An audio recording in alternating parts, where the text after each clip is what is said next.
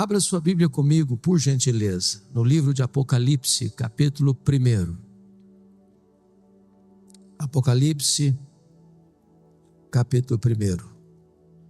Nós vamos ler todo este capítulo. Eu estou com a versão Mara, então acompanhe a leitura desse texto, por gentileza. Revelação de Jesus Cristo, que Deus lhe deu para mostrar aos seus servos as coisas que em breve devem acontecer, e que ele, enviando por intermédio do seu anjo, notificou o seu servo João, o qual atestou a palavra de Deus e o testemunho de Jesus Cristo quanto a tudo o que viu. Bem-aventurados aqueles que leem, aqueles que ouvem as palavras da profecia e guardam as coisas nela escritas, pois o tempo está próximo. João, às 7 igrejas que se encontram na Ásia, graça e paz a vós outros, da parte daquele que é, que era e que há de vir, da parte dos 7 espíritos que se acham diante do seu trono, e da parte de Jesus Cristo, a fiel testemunha, o primogênito dos mortos e o soberano dos reis da terra, aquele que nos ama e pelo seu sangue nos libertou dos nossos pecados e nos constituiu reino, sacerdotes para o seu Deus e Pai. A ele a glória e o domínio pelos séculos dos séculos. Amém. Eis que vem com as nuvens, e todo olho verá, até quantos o traspassaram, e todas as tribos da terra se lamentarão sobre ele, certamente. Amém. Eu sou o Alfa e o Ômega, diz o Senhor Deus, aquele que é, que era e que há de vir, o Todo-Poderoso. Eu, João, irmão vosso e companheiro na tribulação, no reino e na perseverança. Em Jesus achei-me na ilha chamada Patmos por causa da palavra de Deus e do testemunho de Jesus. Achei-me espírito no dia do Senhor. E ouvi por detrás de mim grande voz como de trombeta dizendo: o que vês, escreve em livro e manda às 7 igrejas: Éfeso, Esmirna, Pérgamo, Tiatira, Sardes, Filadélfia e Laodiceia. Voltei-me para ver quem falava comigo, e voltado vi 7 candeeiros de ouro, e no meio dos candeeiros um semelhante a filho de homem, com vestes talares e cingido à altura do peito com uma cinta de ouro. A sua cabeça e cabelos eram brancos como a alva lã, como neve. Os olhos como chama de fogo. Os pés semelhante ao bronze polido, como que refinado numa fornalha. A voz como voz de muitas águas. Tinha na mão direita 7 estrelas, e da boca saía-lhe uma afiada espada de 2 gumes. O seu rosto brilhava como o sol na sua força. Quando o vi, caí a seus pés como morto. Porém ele pôs sobre mim a mão direita, dizendo: não temas, eu sou o primeiro e o último, e aquele que vive. Estive morto, mas eis que estou vivo pelos séculos dos séculos, e tenho as chaves da morte e do inferno. Escreve, pois, as coisas que viste, e as que são, e as que hão de acontecer depois destas. Quanto ao mistério das 7 estrelas que viste na minha mão direita, e aos 7 candeeiros de ouro, e as 7 estrelas, são os anjos das 7 igrejas, e os 7 candeeiros são as 7 igrejas. Amém. Meus amados, eu gostaria de compartilhar com vocês hoje sobre a glória incomparável do nosso glorioso Redentor. O livro de Apocalipse retrata para nós o ponto culminante da história. Apocalipse é a acrópole, o pináculo da revelação de Deus. Esse livro não é tanto o registro de fatos que hão de acontecer, mas sobretudo Apocalipse é revelação de uma pessoa, é a revelação de Jesus Cristo nosso Senhor. O livro é acerca dele, da importância dele, da obra dele, da posição dele, da soberania dele e da sua vitória gloriosa. Jesus é o centro da própria eternidade. Ele é o centro da história. Ele é o centro da igreja. Ele é o centro do céu. Ele é o centro da Escritura. Ele é tudo no Antigo Testamento. Ele é a semente da mulher que nasceu para esmagar a cabeça da serpente. Ele é o descendente de Abraão, em quem todas as famílias da terra são abençoadas. Ele é representado por aquela coluna de nuvem e por aquela coluna de fogo que guiou o povo 40 anos no deserto. Ele é representado pelo maná que caía do céu e pela água que brotava da rocha. Ele é representado pelo Cordeiro da Páscoa. Ele é representado pelo tabernáculo. Ele é representado pela Arca da Aliança. Ele é representado pelo templo. É representado pelas festas, pelos sacrifícios, pelo sábado. Tudo é uma sombra dele. Ele é a realidade. Jesus é tudo também no Novo Testamento. Ele é o Messias prometido. Ele é o Filho de Deus. Ele é o Verbo que se fez carne. Ele é o pão da vida. Ele é a luz do mundo. Ele é a porta das ovelhas. Ele é o bom pastor. Ele é a ressurreição e a vida. Ele é o caminho e a verdade e a vida. Ele é a videira verdadeira. Ele é o amado da nossa alma. Ele é a nossa paz. Ele é a nossa alegria. Ele é a nossa justiça. Ele é a nossa herança. Ele é o alfa, ele é o ômega, ele é o princípio, ele é o fim, ele é o soberano dos reis da terra, ele é a razão da nossa vida.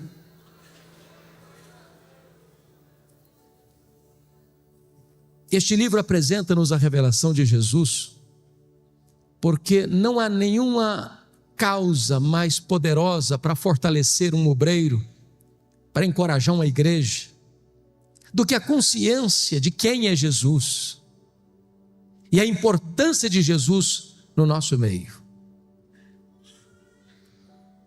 Os dias eram sombrios, muito sombrios. Nero pôs fogo em Roma. Tito Flávio pôs fogo em Jerusalém.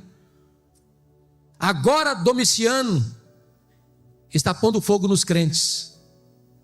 Os crentes estão sendo crucificados, queimados vivos, jogados às feras.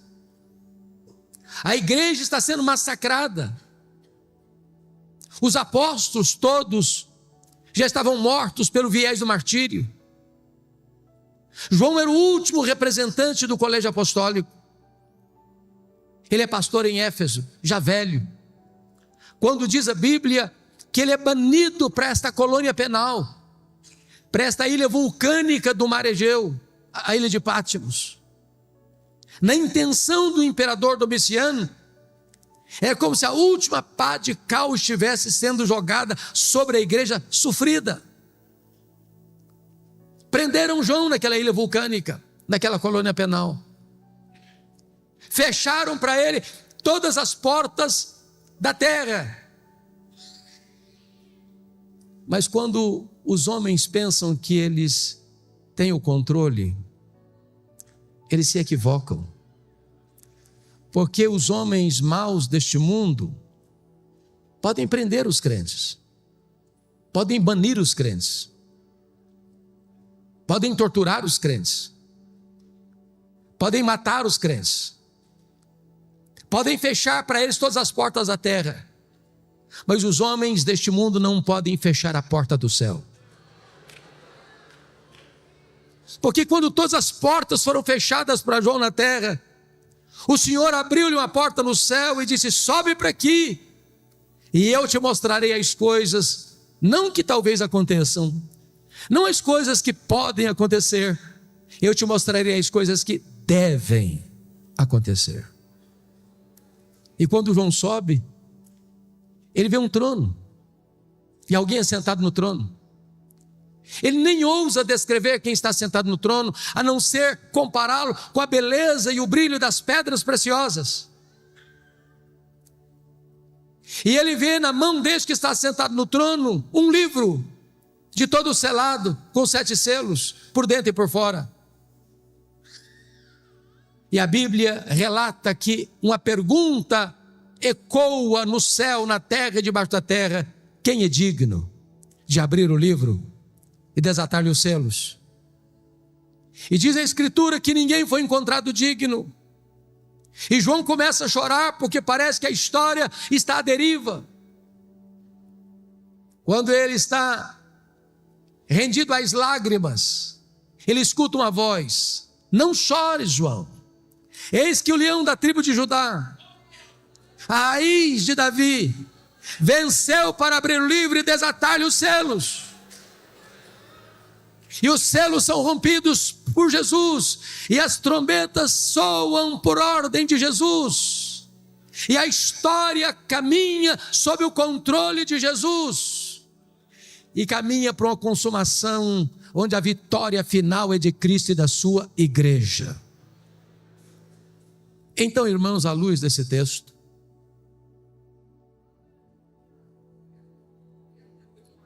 eu gostaria de trazer 3 verdades para a nossa reflexão e ensino nesta noite. Em primeiro lugar, a grandeza incomparável da pessoa de Jesus. Em segundo lugar, a grandeza incomparável da obra de Jesus. E em terceiro lugar, as implicações incomparáveis dessas 2 verdades primeiras: quem Jesus é e o que ele fez. Vejamos então a grandeza incomparável da sua pessoa. Notem comigo, por gentileza, versículo 5, que ele nos é apresentado como uma fiel testemunha. Isso significa que ele é o supremo profeta. Ele é o mensageiro e ele é a mensagem.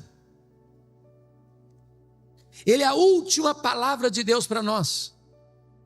Tendo Deus falado muitas vezes, de muitas maneiras aos pais, pelos profetas, agora Ele nos fala pelo Filho. Sua revelação foi progressiva até Jesus, mas não a partir de Jesus.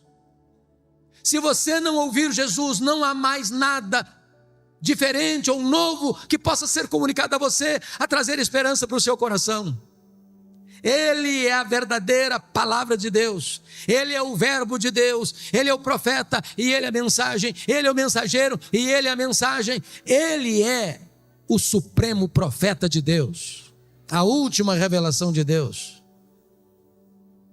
Mas você vai notar comigo que no versículo de número 5, Ele nos é apresentado como primogênito dos mortos e o soberano dos reis da terra. E Ele aqui é o sumo sacerdote, porque Ele é o sacerdote e é o sacrifício. Ele é o ofertante e Ele é a oferta. Ele é aquele que está à direita de Deus Pai e intercede por nós. Ele é aquele que defende a sua causa diante de Deus. Ele é o advogado, o justo. É por isso que a Bíblia diz que nenhuma condenação pode sobrevir sobre a sua vida, porque a Bíblia pergunta assim: quem tentará acusação contra os eleitos de Deus? É Deus quem os justifica.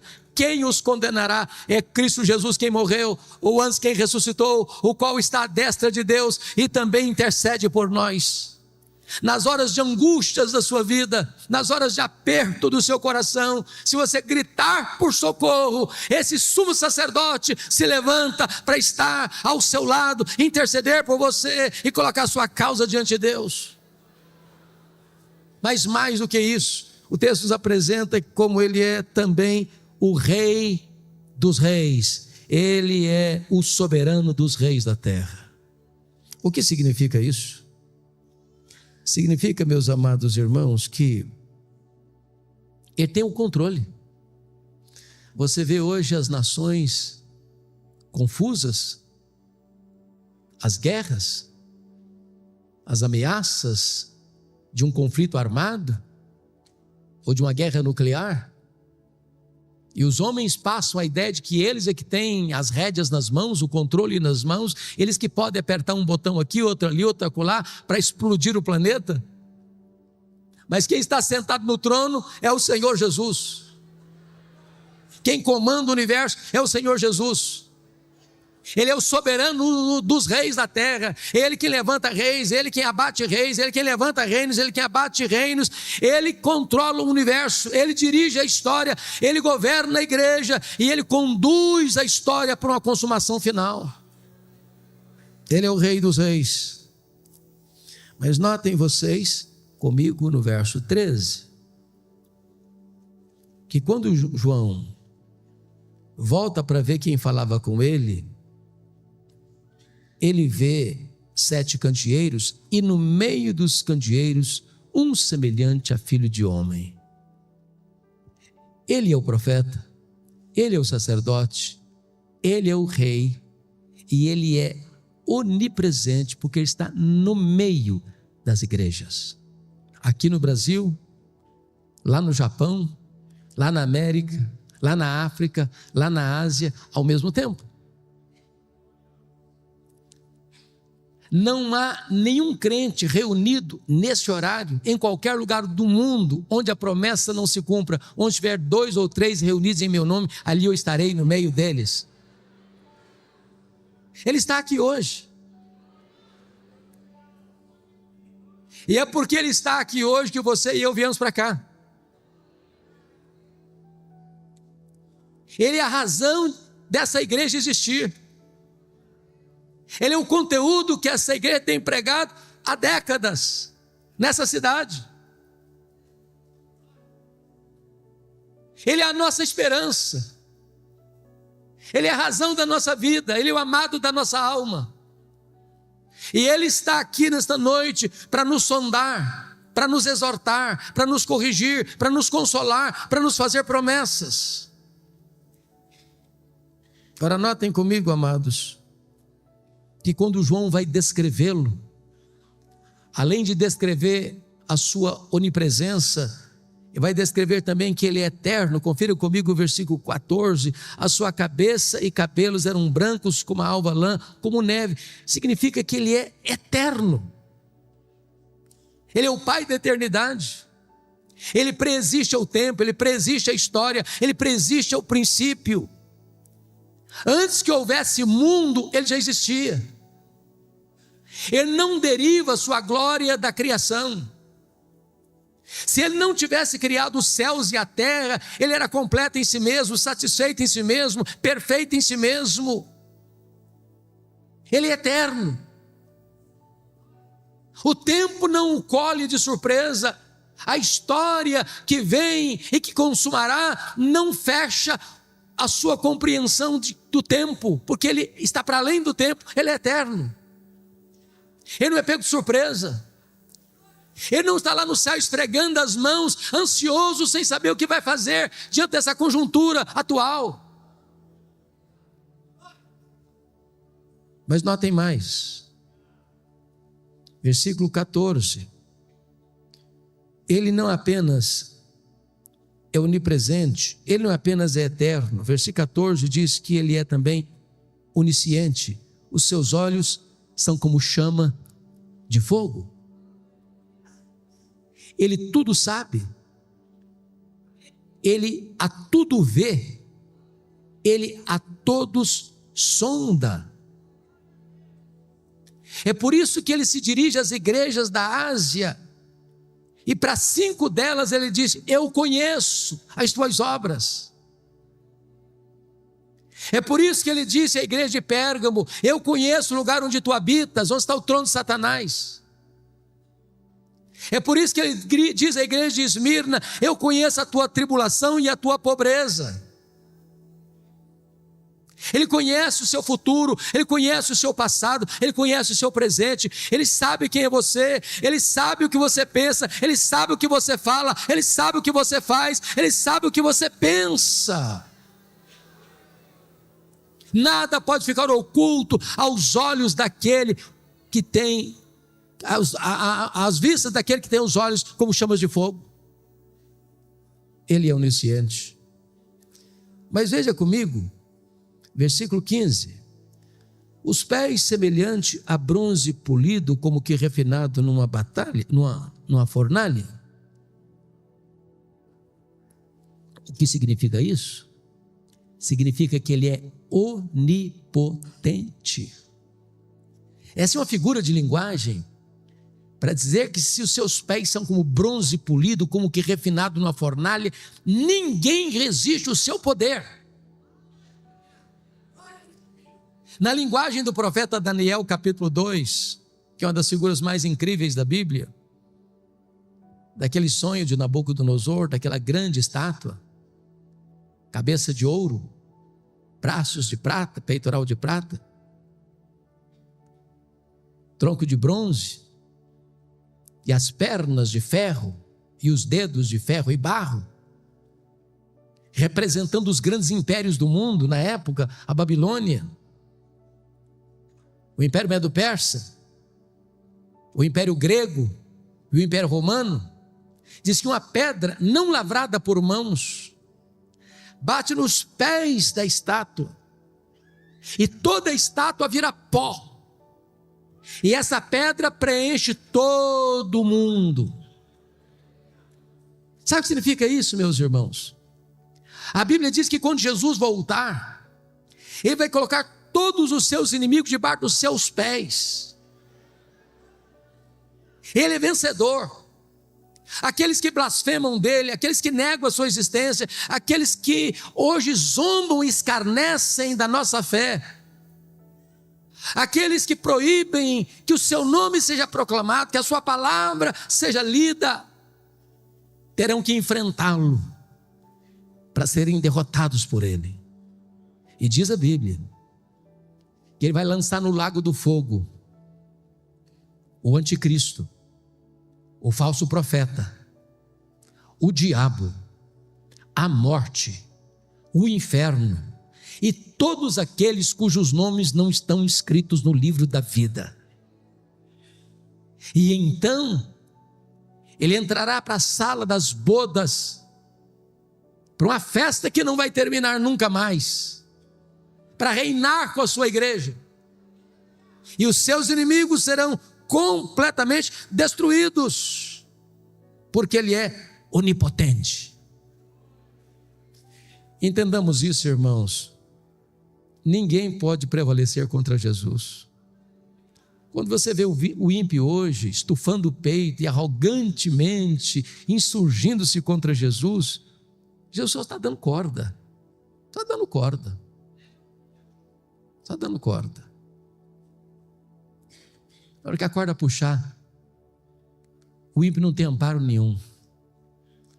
Naquele grande dia, diz Apocalipse capítulo 6, versículos 12 a 17, que esses poderosos do mundo vão estar desesperados, clamando até com vontade de morrer, mas a morte vai fugir deles, porque eles terão que encarar o Rei dos Reis, o Senhor dos Senhores, o reto juiz, vencedor em todas as batalhas. Eu pergunto a vocês, onde estão os reinos deste mundo? Com tanto poder? Onde está a Babilônia hoje? Onde está o Império Assírio hoje? Onde está o Império Medo-Persa hoje? Onde está o Império Grego hoje? Onde está o Império Romano hoje? Onde são os poderosos deste século? Eles virão pó, mas Jesus continua no trono, Rei dos reis, Senhor dos senhores. Confira comigo, por gentileza. Versículo 15 ainda.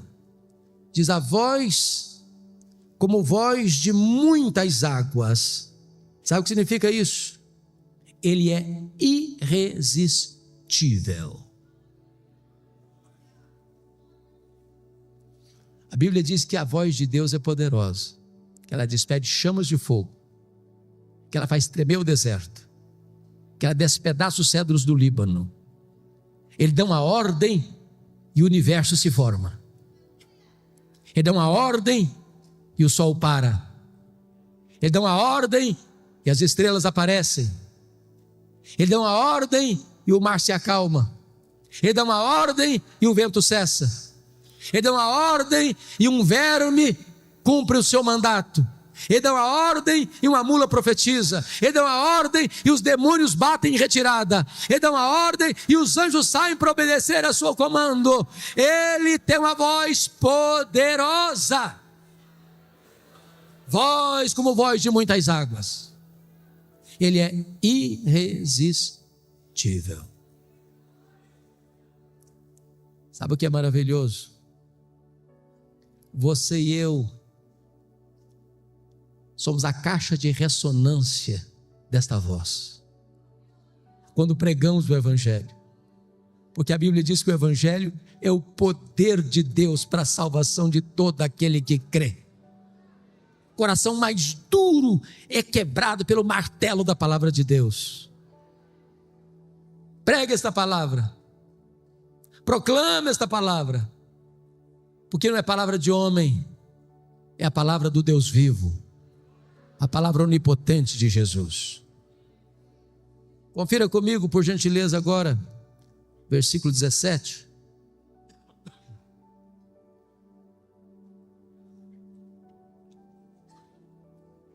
Vejam, por gentileza.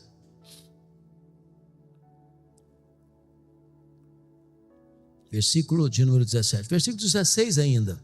O 16 ainda, no finalzinho.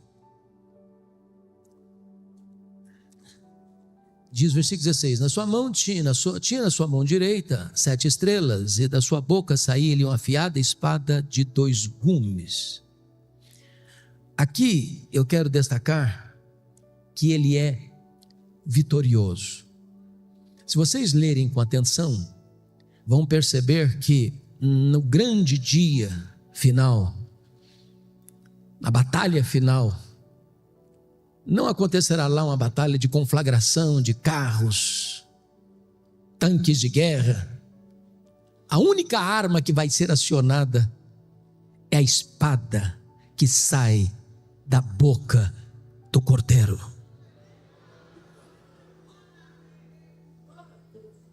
O Senhor não precisa de recursos humanos, de armas humanas para triunfar.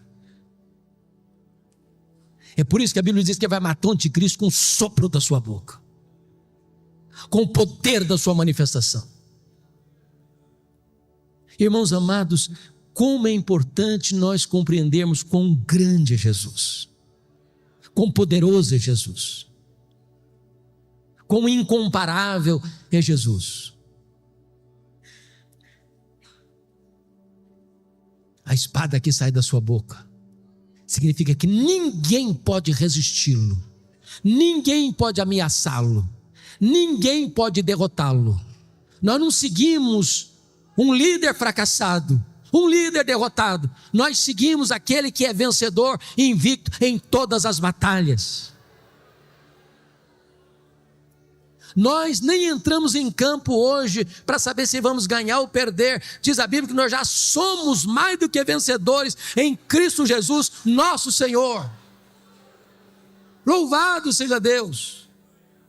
Se você é crente, se você nasceu de novo, você já está alistado neste poderoso exército vitorioso de Cristo Jesus.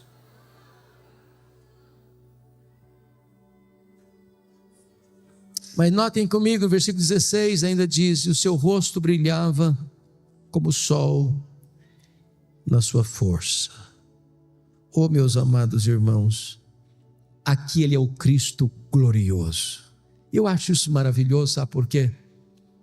Porque a visão que João tem agora não é mais daquele Cristo do Getsêmani, sangrando, coberto de lágrimas, prostrado com o rosto no chão. A visão que João tem agora não é daquele Cristo cuspido e esbordoado do sinédrio judaico. A visão que João tem agora não é daquele Cristo espancado e vilipendiado do pretório romano. A visão que João tem agora não é daquele Cristo exangue que caminha trôpego debaixo do lenho maldito pelas ruas apinhadas de uma cidade ensandecida. A visão que João tem agora é aquele Cristo suspenso entre a terra e os céus, pregado naquele leito maldito. Não! Ele tem a visão do Cristo vitorioso. O seu rosto brilha como o sol na sua força.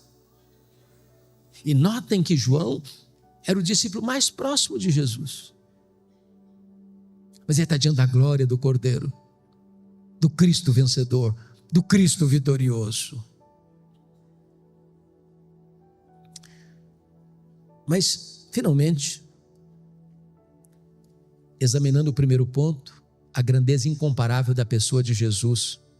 Confira comigo, por favor, versículos 17 e 18. Quando o vi, caí a seus pés como morto. Porém ele pôs sobre mim a mão direita, dizendo: não tenhas medo, eu sou o primeiro e o último, e aquele que vive. E estive morto, mas eis que estou vivo pelos séculos dos séculos, e tenho as chaves da morte e do inferno. Primeiramente, ele aqui é conquistador. Ele entrou nas entranhas da morte. Ele arrancou o aguilhão da morte. Ele matou a morte. Ele inaugurou a imortalidade e ressurgiu vitoriosamente. Agora ele é a ressurreição e a vida. Ele conquistou a morte, ele matou a morte, e agora você e eu podemos dizer para a morte: onde está a morte, a tua vitória? Onde está a morte, o teu aguilhão? Tragada foi a morte pela vitória. Agora morrer para o crente não é um desastre mais. Para mim o viver é Cristo e o morrer é lucro. Para mim morrer é deixar o corpo e habitar com o Senhor. Para mim morrer é deixar aqui este corpo e habitar com o Senhor, o que é incomparavelmente melhor. Mas ele não é apenas o conquistador, finalmente ele é o restaurador. João está prostrado como um morto. Ele diz: ô João, não fica com medo não. Eu sou o primeiro, eu sou o último, João. Eu sou o alfa, eu sou o ômega. Ô João, eu já estive morto, mas eu estou vivo pelos séculos dos séculos. E eu tenho as chaves da morte e do inferno. Nós não viemos aqui nesta noite adorar o Cristo que esteve vivo e está morto. Nós viemos adorar o Cristo que esteve morto e está vivo, e vivo pelos séculos dos séculos. Esta é a grandeza incomparável da pessoa de Jesus. Veremos agora o segundo ponto, que é a grandeza incomparável da obra de Jesus. Por favor, olhe comigo o versículo 5, parte B. Aquele que nos ama e pelo seu sangue nos libertou dos nossos pecados. Em primeiro lugar, ele ama a igreja. E vejam vocês que o verbo está no presente do indicativo, não está no passado. Ele não apenas nos amou, ele nos ama e continuará nos amando. Eu penso que não há nenhum remédio mais eficaz para curar o problema do complexo de inferioridade e da autoestima achatada do que essa verdade. Você acha pouco o fato de você ser amado por Jesus? Mas ele não ama você porque viu em você algo digno de ser amado. A causa do amor dele por você e por mim não está em nós, mas nele mesmo. Sabe por quê? A Bíblia diz que ele nos ama com amor eterno. O mundo não tinha sido criado ainda, e você já estava no coração dele. Ele amou você com amor eterno e atraiu você para ele com cordas de amor. Deus não me ama por causa das minhas pretensas virtudes, Ele me ama apesar dos meus pecados. Ele não me ama por causa dos meus méritos, Ele me ama apesar dos meus deméritos. Não há nada que você possa fazer para Deus amar você mais, nem para Ele amar você menos. Ele ama a você. Talvez você entrou aqui hoje abatido, triste, talvez você se sentindo a última pessoa do universo, talvez você entrou aqui hoje com essa autoestima lá no chão. Eu quero dizer para você que Jesus ama você, que Jesus ama você, que Jesus ama você, que Jesus ama você. Você tem valor para Ele, você é importante para Ele.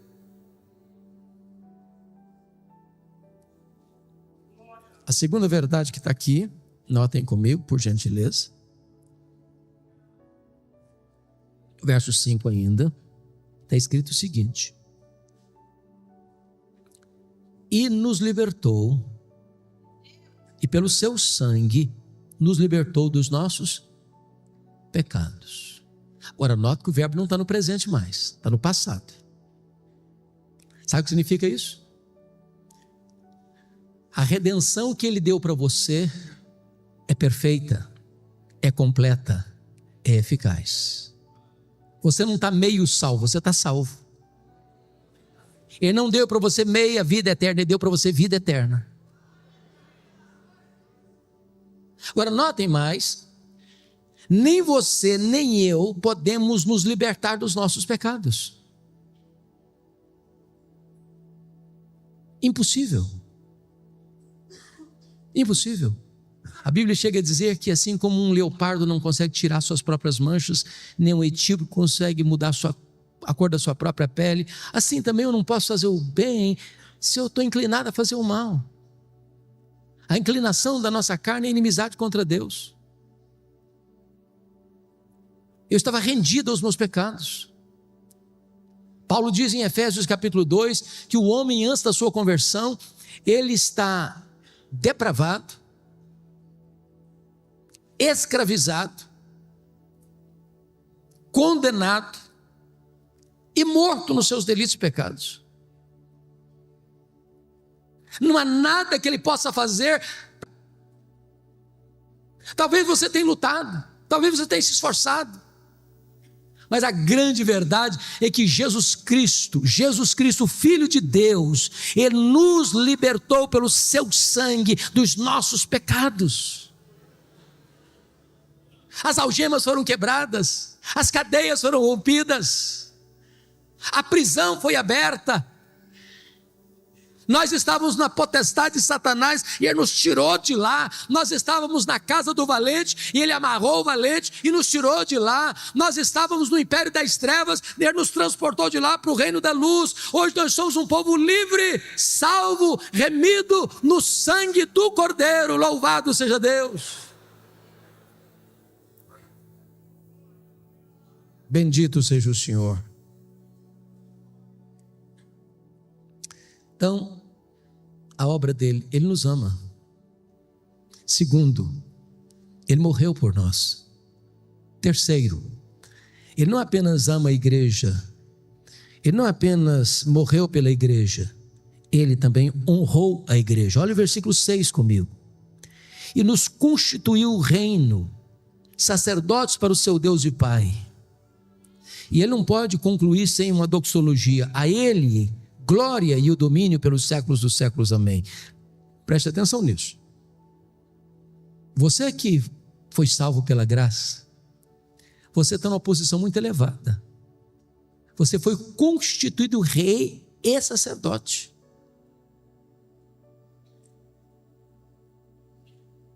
Talvez você aspire a algumas posições que algumas pessoas ocupam neste mundo, pois eu posso lhe garantir que a posição mais honrosa que o mundo possa oferecer não é nada em comparação ao que você já tem. Você é rei e sacerdote.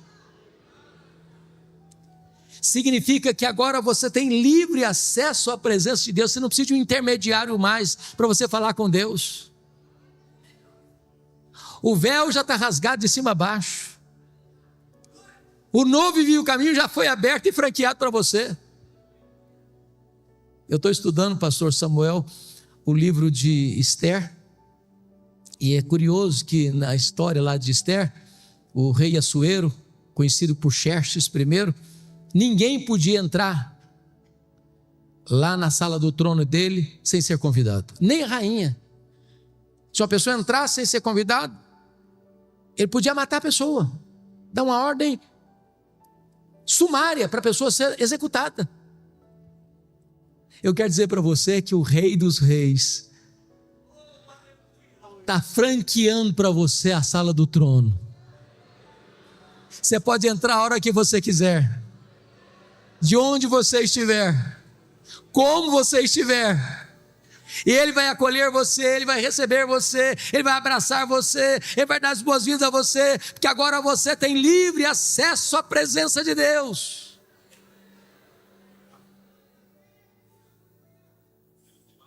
A Bíblia diz que o Senhor não apenas vai nos levar para o céu, Ele vai nos levar para o trono. Foi a promessa da igreja de Laodiceia: ao vencedor dar-lhe-ei sentar-se comigo no meu trono, como eu venci e sentei com o meu Pai no seu trono. Entenda o valor que você tem para Deus. Você é rei, você é sacerdote.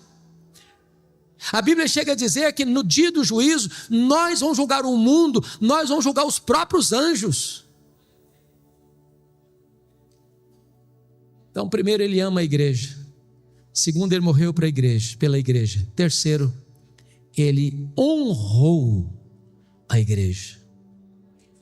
Mas em quarto lugar, Ele voltará para a igreja. Veja o verso 7 comigo, por favor. Eis que vem com as nuvens, e todo olho verá, até quantos o traspassaram. Todas as tribos da terra se lamentarão sobre ele, certamente. Amém. Irmãos, a segunda vinda de Cristo é a nossa bendita esperança. Viva esperança. De vez em quando as pessoas perguntam assim: mas quem está no controle desse mundo maluco? Deus ou o diabo? Essa pergunta foi feita por A.W. Pink. Guerras, violência, terrorismo, grupos de extermínio, crime organizado, corrupção, prostituição, apostasia. Parece que o carro saiu dos trilhos.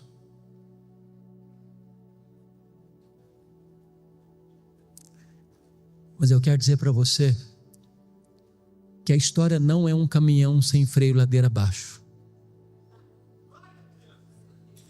O Senhor Jesus está no controle. E Ele não nos deixou enganados sobre o que haveria de acontecer. Ele já nos deu as pistas, já nos deu os sinais. E quando os homens acharem que eles estão no controle, ou que o mal está prevalecendo, Ele voltará e colocará todos os inimigos debaixo dos seus pés e reinará supremo para sempre e sempre e sempre. A pergunta, irmãos, é como Ele voltará? E a Bíblia responde: Ele voltará pessoalmente. Pessoalmente. Ele não vai mandar um embaixador, não. Ele mesmo virá. Lá em Atos 1, 9 a 11, diz que quando os galileus estavam olhando para as alturas, Jesus subindo entre nuvens, 2 anjos aparecem e diz: varões galileus, por que estáis olhando para as alturas? Esse mesmo Jesus que viste subir, assim descerá dos céus. Ele pessoalmente virá. Ele pessoalmente virá. Segundo, como Ele voltará? Ele voltará visivelmente. Todo olho verá, até aqueles que o traspassaram. O que significa isso? Sabe o que a Bíblia diz? Quando Jesus voltar, lá em João 5, 28 e 29, diz que todos os mortos sairão dos túmulos, uns para a ressurreição da vida, outros para a ressurreição do juízo. Quando Jesus voltar, duas coisas vão acontecer: ressurreição para os que estiverem mortos e transformação e arrebatamento para os que estiverem vivos. Aquelas pessoas que cuspirem em Jesus, que cravaram a fronte de Jesus com coroa de espinho, que esbordoaram Jesus, que pregaram Jesus na cruz, vão ter que ressuscitar e vão ter que ver Jesus na sua glória vindo. E Paulo diz que todo joelho vai ter que se dobrar, nos céus, na terra e debaixo da terra, e toda língua vai ter que confessar que Jesus Cristo é Senhor, para a glória de Deus Pai. A igreja fará isso com a maior das alegrias, os ímpios com o maior dos terrores. Terceiro lugar, como Jesus voltará? Ele voltará audivelmente. Ressoada a trombeta de Deus, ouvida a voz do arcanjo, ele descerá dos céus. Se a volta de Jesus vai ser o fato mais público da história, também será o fato mais audível da história. Não haverá montanha tão alta, deserto tão inóspito, caverna tão escura, que impedirá as pessoas de ouvirem o alarido desta vinda. Se de dia, se de tarde, se de noite, não sabemos. Porque ele virá de dia, ele virá de tarde, ele virá de noite. Como assim? Agora estamos 8:30 da noite no Brasil, mas já é 8:30 da manhã no Japão. Então, se Jesus voltar de noite para o Brasil, volta de manhã para o Japão. Se volta num horário aqui, volta no outro horário na África, volta outro horário na Europa. É por isso que Jesus disse: olha, não sabe se é de dia, se é de tarde, se é de noite. Porque quando ele voltar, vai estar de manhã para um, vai estar de tarde para outro, vai estar de noite para outro. Mas todo olho o verá. Quarto lugar, como ele voltará? Ele voltará repentinamente. Diz a Bíblia que vai ser como um relâmpago que risca os céus do oriente ao ocidente. Vai ser num momento, num abrir e fechar de olhos. Sabe o que significa isso? Não haverá tempo para você se preparar na última hora. Se você não tiver azeite na sua lâmpada, não tem esperança. Vigiai, vigiai, para que aquele dia não nos tome de surpresa. A igreja de Deus não é filho das trevas, é filho da luz. E filho da luz não é pego de surpresa, porque ele está aguardando na ponta dos pés a vinda do Senhor, dizendo: Maranata, ora vem Senhor Jesus. Ele apressa, ele ama a vinda do Senhor. Quinto lugar, como ele voltará? Ele voltará inesperadamente. Vai ser como ladrão que não manda um WhatsApp para você dizendo: tal dia, tal hora, eu chego na sua casa. Prepara um cafezinho, um pão de queijo. Sabe o que significa isso, irmãos? A segunda vinda de Jesus não será um dia óbvio. Notem vocês que todas as pessoas que tentaram marcar a segunda vinda de Jesus, me perdoe da expressão, deram com os burros na água. Aquele dia da economia do Pai vai ser de surpresa. Talvez um dia comum, que se levanta para levar filho na escola, ou para ir para o trabalho, para fazer uma viagem, ou para ficar em casa. Quando as pessoas não perceberem, ele virá. Como Jesus voltará? Sexto lugar, ele voltará inescapavelmente. Diz 2 Tessalonicenses que vai ser como uma mulher grávida que está para dar à luz. Ou seja, uma mulher não está meio grávida, ela está grávida. E se ela está grávida, ela vai dar à luz. Em outras palavras, nenhuma corte humana, por mais egrégia que ela seja, pode mudar ou cancelar a segunda vinda de Cristo. Ele voltará, querendo os homens ou não, acreditando os homens ou não, desejando os homens ou não, ele voltará, inescapavelmente.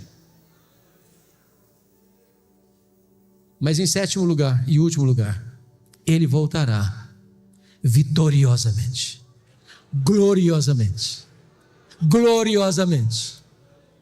Diz a Bíblia que ele não vem mais humilde, montado num jumentinho, numa linguagem bíblica da época, ele vem montado num cavalo, colocando na sua coxa Rei dos Reis e Senhor dos Senhores. Ele virá em grande glória, as nuvens serão, meus amados irmãos, a sua carruagem, os anjos a sua escolta, o arcanjo o seu arauto, e os santos o seu glorioso cortejo, e ele virá com muito poder e glória. Louvado seja o Senhor.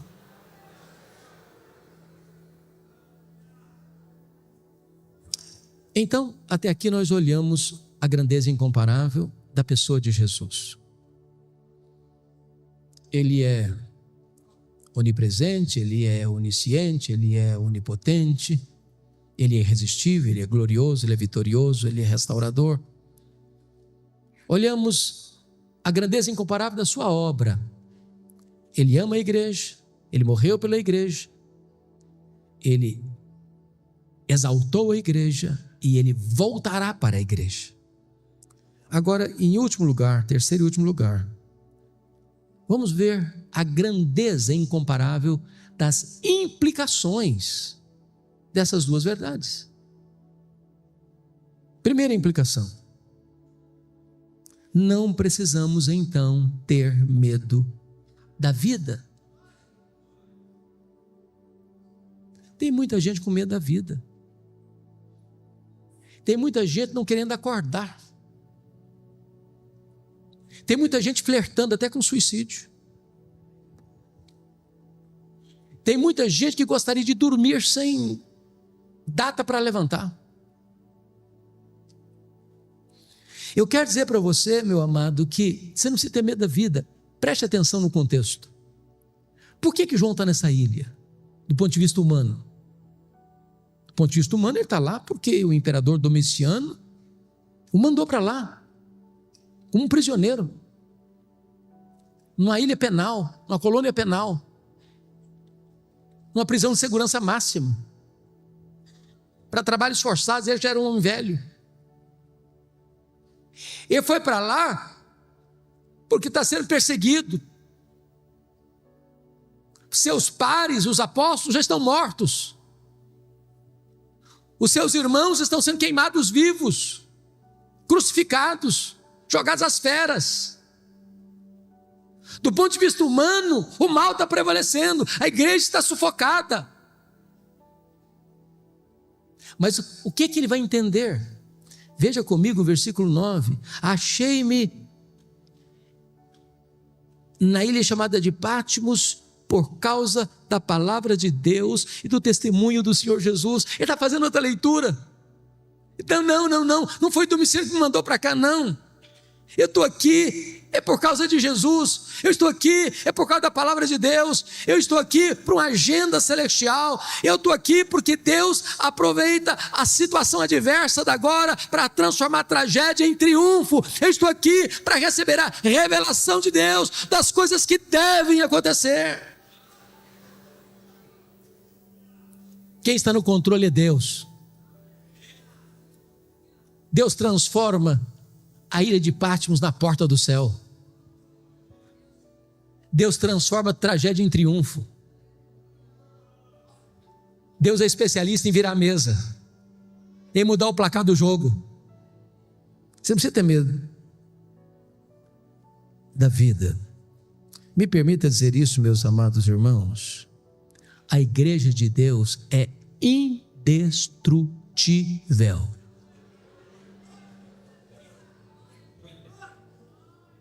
Quando eu digo que a igreja de Deus é indestrutível, eu não estou afirmando que a igreja de Deus não possa ser perseguida.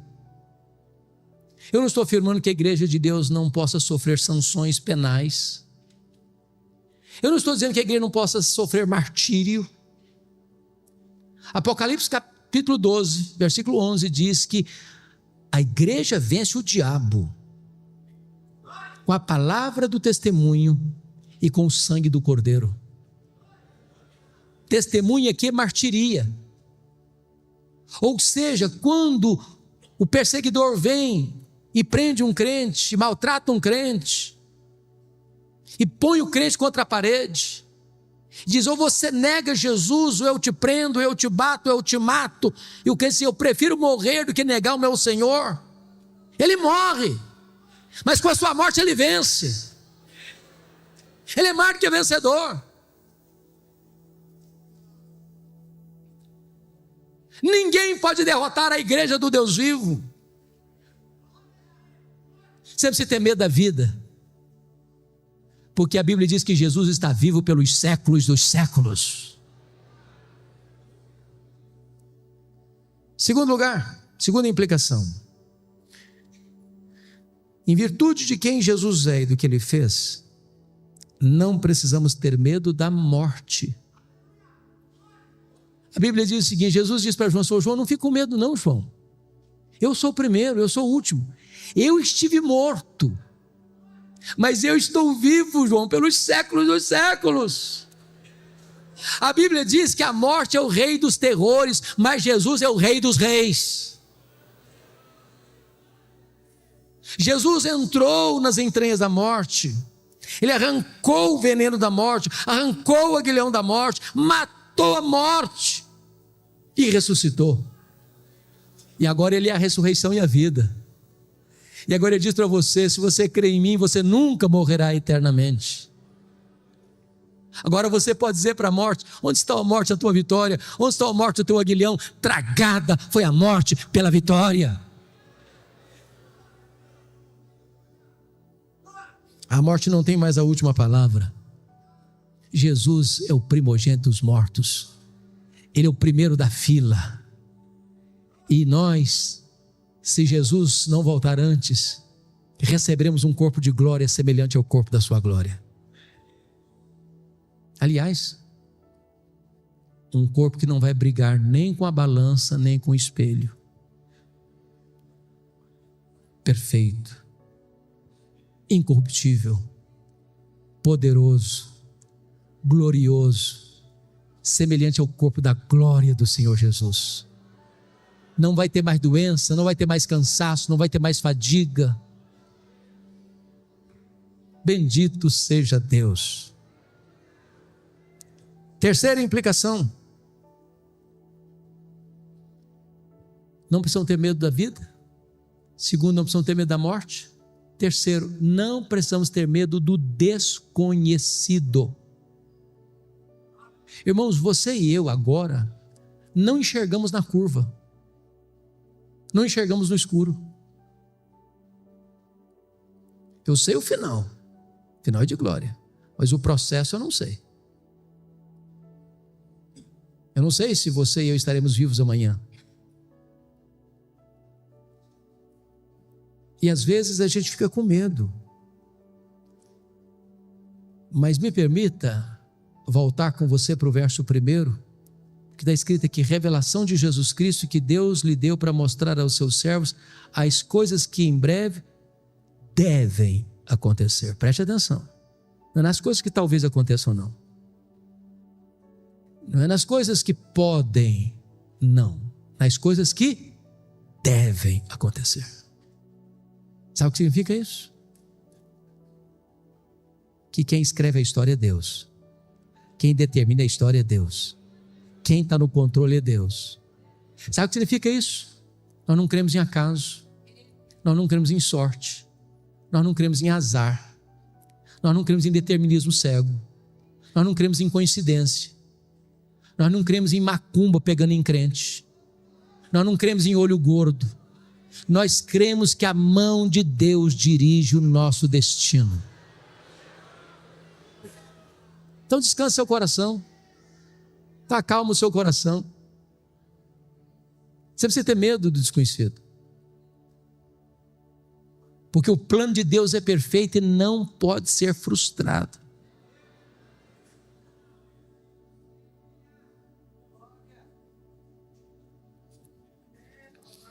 O que eu acho precioso nesse livro é que João, na hora mais crítica da sua vida, é convocado a subir.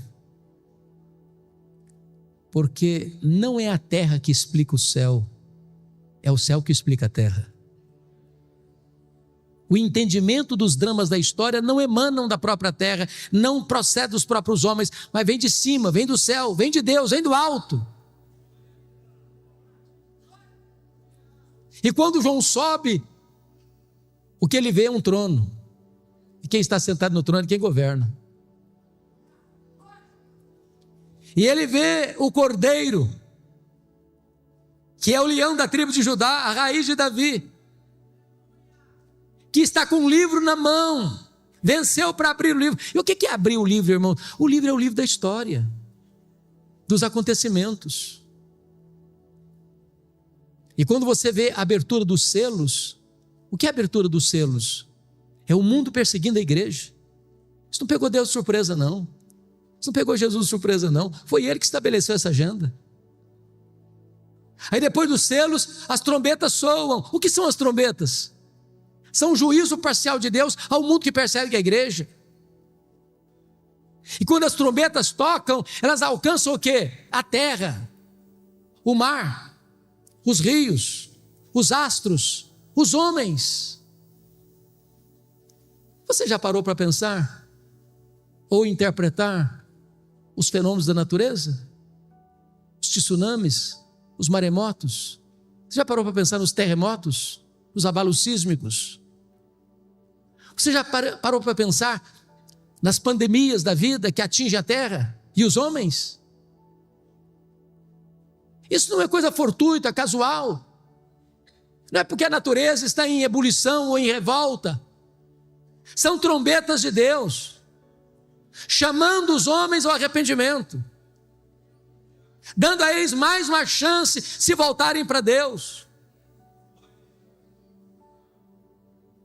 Quando você vê no Apocalipse o levantamento do quarteto do mal, nos capítulos 12, 13 e 14, o diabo, capítulo 12, o anticristo, o falso profeta, capítulo 13, e a grande Babilônia, no capítulo 14. Esses inimigos não se levantam por conta própria, o próprio Deus permite-os se manifestarem, para que se revele neles a glória de Deus na sua derrota fragorosa. E notem vocês, que o diabo, como coordenador desta orquestra maligna, você vê o anticristo trazendo perseguição, você vê o falso profeta trazendo heresia, e você vê a grande Babilônia trazendo prostituição. Não são essas coisas que estão movendo o mundo hoje? Mas o Senhor vai pôr fim a toda esta corrente de maldade. Porque quando as taças da ira de Deus são derramadas, capítulos 15 e 16, agora não tem mais juízo misturado com a misericórdia. Agora a cólera de Deus chegou o grande dia do juízo. O que você vai ver em seguida? Capítulos 17, 18 e 19, a queda do quarteto do mal. 17 e 18, a queda da Babilônia. 19, a queda do anticristo, do falso profeta. Capítulo 20, a queda do diabo. No capítulo 20 ainda, a queda de quem mais? Da morte, do inferno, dos ímpios. E como é que o livro termina? O livro termina com a vitória retumbante, completa, final, cabal de Cristo e da sua igreja. Então você não precisa ter medo do desconhecido, porque o desconhecido é para nós, mas para Deus já está tudo decidido, controlado, resolvido. A vitória é de Cristo e da sua igreja.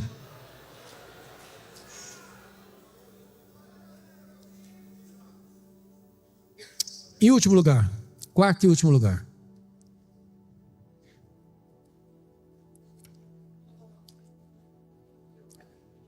porque Jesus é quem Ele é, e porque Ele fez o que Ele fez, então você e eu não precisamos ter medo da eternidade. Como é que será? Como é que vai ser? As pessoas têm tantas curiosidades. Vamos nos conhecer? Como é que vai ser o nosso corpo? Como é que nós vamos morar lá? Como vão ser os relacionamentos lá? Quanto tempo vai durar? E nem tempo vai ser, porque o tempo você marca com segundos, minutos, horas, dias, semanas, meses, anos, décadas, séculos, milênios.